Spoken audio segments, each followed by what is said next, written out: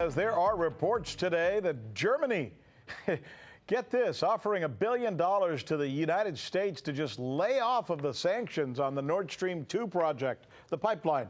It seems that the Germans are intent on making sure that the pipeline is eventually or finally constructed. But this thing is a lot like a soap opera. Why? Because, well, first of all, the Germans need it. They're doing a deal with Russia.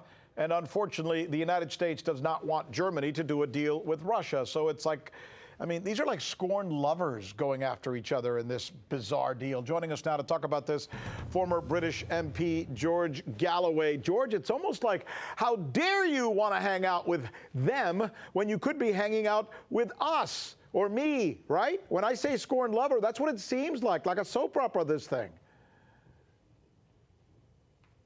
Well, you say soap opera. For me, it's Godfather 4. God forbid they ever make that. I'll make you an offer you can't refuse. It's really as basic as that. It's basically a bribe that Germany is offering the US government, $1 billion to lay off and let us complete this pipeline in which we have invested a fortune. And not just financially, but diplomatically. Every government through which the pipeline has passed has now agreed it.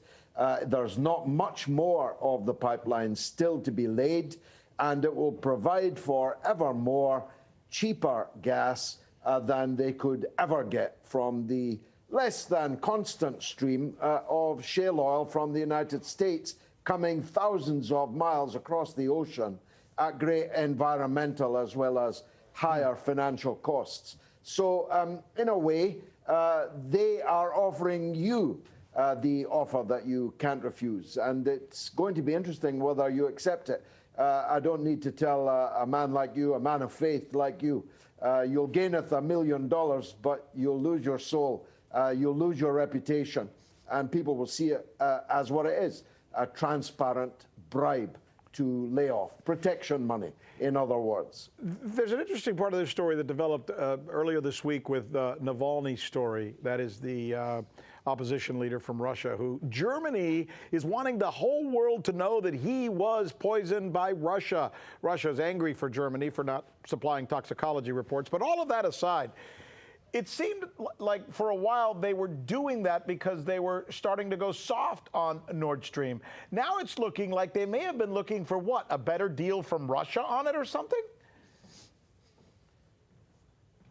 That is also possible, but I doubt that that's the main driver. The suspicion is, certainly in Russia, that the Navalny incident was carefully constructed to scupper the Nord Stream 2 deal. And for a day or two, it looked like that it might. But this news today of the payoff, the payola that is being offered to Washington seems to suggest that the Germans are absolutely determined to go ahead with this project. And it's not hard to see why, Rick. This gas is coming from Europe into Europe. It's cheap, guaranteed. It's a bottomless pit of gas. It will never run out, certainly not in our lifetime or our children's lifetime for that matter.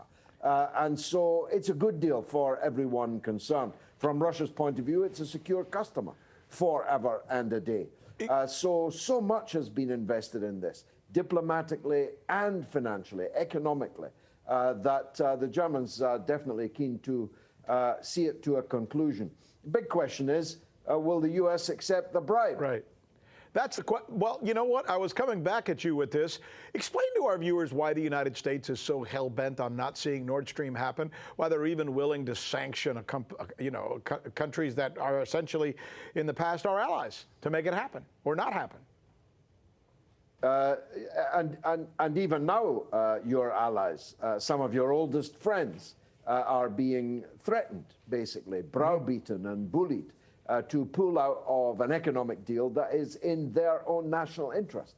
And it's a sign of how things have developed during the Trump years that these allies are ready to hold out against U.S. pressure. Essentially, the Americans don't want a long-term strategic relationship in terms of energy between Russia and Europe. They think it will distance Europe from the United States. Paradoxically, it's the United States campaign against it which has really distanced old allies and friends from Washington. That's a fascinating story. I'm glad we have you to talk about it. George Galloway, as usual, former MP there in Great Britannia.